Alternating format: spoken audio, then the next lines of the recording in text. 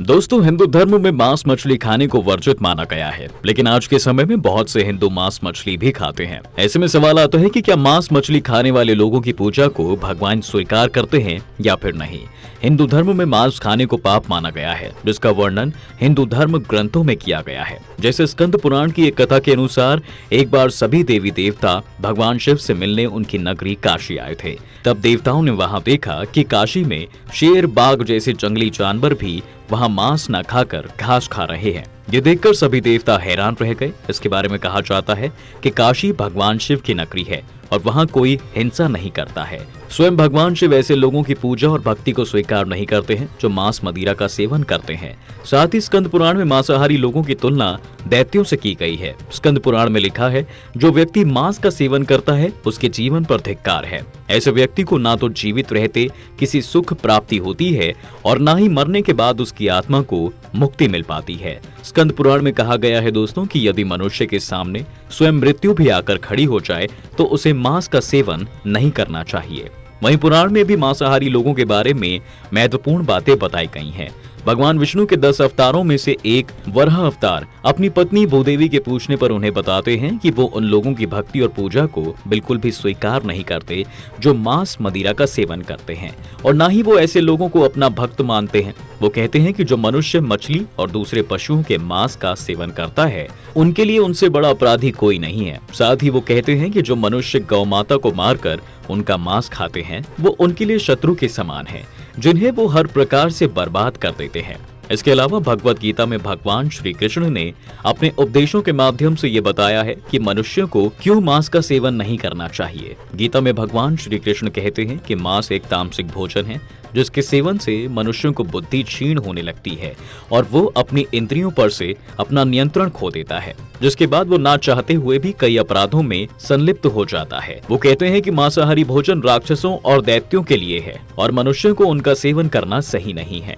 भगवान श्री कृष्ण ने गीता में भोजन को सात्विक, राजसिक और तामसिक इन 3 वर्गों में विभाजित किया है।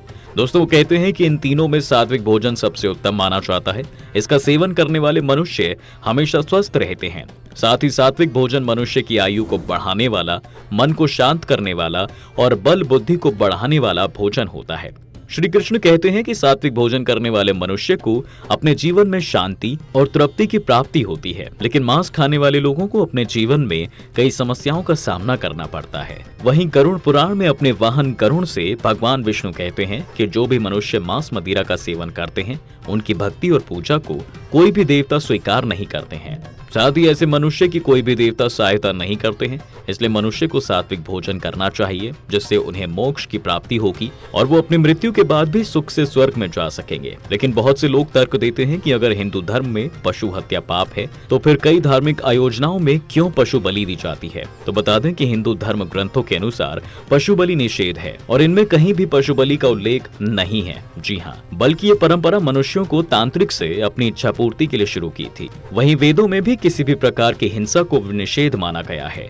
वेदों के अनुसार जो मनुष्य नर, अश्व या किसी भी प्रकार के पशु की हत्या कर उसे भोजन के रूप में ग्रहण करता है और गौ की हत्या कर दूसरों को उसके दूध आदि से वंचित रखते हैं, इस संसार में उनसे बड़ा पापी दूसरा कोई नहीं होता। यजुर्वेद में कहा गया है कि मनुष्यों को ईश्वर के बनाए सभी जीवों को अपने समान ही समझना चाहिए और उनकी हत्या करने से बचना चाहिए।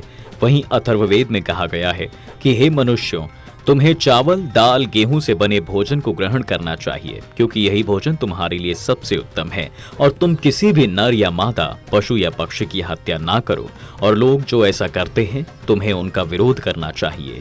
वहीं ऋग्वेद में भी कहा गया है कि गाय जगत की माता है और मनुष्यों को उनकी हत्या करने से बचना चाहिए। साथ ही उनकी रक्षा में ही समाज की उन्नति है और मनुष्यों को उनके जैसे 4 पैर वाले पशुओं की रक्षा करनी चाहिए। तो मित्रों, आज की वीडियो में बस इतना ही। आशा करते हैं कि इस वीडियो से आपके आध्यात्मिक ज्ञान में कुछ वृद्धि हुई होगी।